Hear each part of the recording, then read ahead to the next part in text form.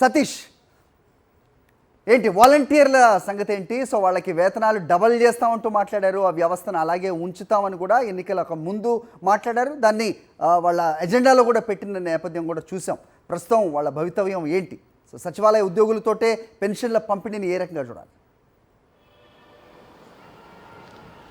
హరి, ముఖ్యమంత్రి చంద్రబాబు ప్రభుత్వం తొలి మంత్రివర్గ సమావేశంలోనే ఆంధ్రప్రదేశ్ రాష్ట్రంలో ఉన్నటువంటి వాలంటీర్లందరికీ కూడా షాక్ ఇచ్చిందని చెప్పొచ్చు. ఎందుకంటే ఎన్నికల సమయంలో ఎన్నికలకు ముందు వాలంటీర్ల మీద Telugu Desam party, Janasena party, Bharatiya Janata party విపరీతమైనటువంటి ప్రేమను కురిపించే వాళ్ళ జీతాలు 5,000 నుండి 10,000, వాళ్ళ గౌరవ వేతనాన్ని 10,000కి పెంచుతామని చెప్పారు. వాలంటీర్లు ఆ ప్రభుత్వంలో భాగం అంటూ చెప్పారు. వాలంటీర్లు అందరినీ కొనసాగిస్తామన్న అంశాన్ని చెప్పారు. అయితే ఆ ముఖ్యమంత్రిగా చంద్రబాబు బాధ్యతలు చేపట్టిన తర్వాత నిన్న మొట్టమొదటి మంత్రివర్గ సమావేశం జరిగింది.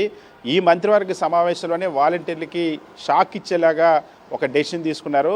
ఏదైతే ప్రతి నెల వాలంటీర్లు 1వ తేదీన చేసేటువంటి మొట్టమొదటి బాధ్యతలు ఏవైతే ఉంటాయో ఆ బాధ్యతల నుండి ఆంధ్రప్రదేశ్ రాష్ట్రంలో ఉన్నటువంటి వాలంటీర్లని తప్పిస్తూ ఆ రాష్ట్ర మంత్రివర్గం నిన్న నిర్ణయం తీసుకుంది.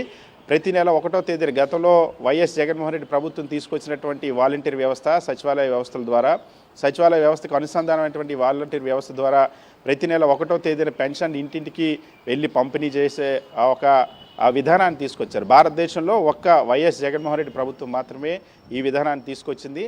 అది ప్రజల్లో విపరీతమైన ఆదరాభిమానాలు పొందినటువంటి వ్యవస్థ. దాన్ని కొనసాగిస్తామని చెప్పి ఆ చంద్రబాబు ఎన్నికల సమయంలో చెప్పారు. అయితే ఇప్పుడు వాలంటీర్లని పెన్షన్ల పంపిణీని పూర్తిగా తప్పించింది.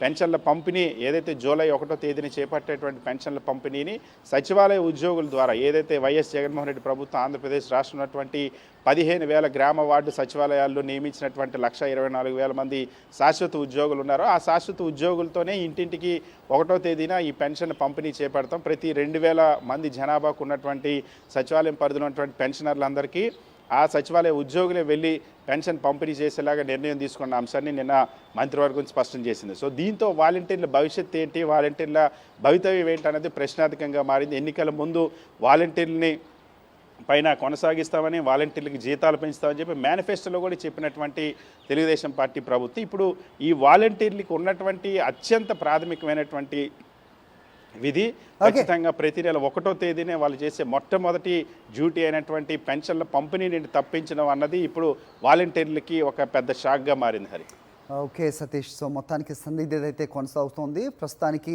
ఈ మంత్కి మాత్రమే నిర్ణయమా, లేదంటే వాళ్ళకి మంగళం పాడబోతున్నారా అనేది ప్రస్తుతం ఒక ఆసక్తిని రేకెత్తిస్తున్నాం.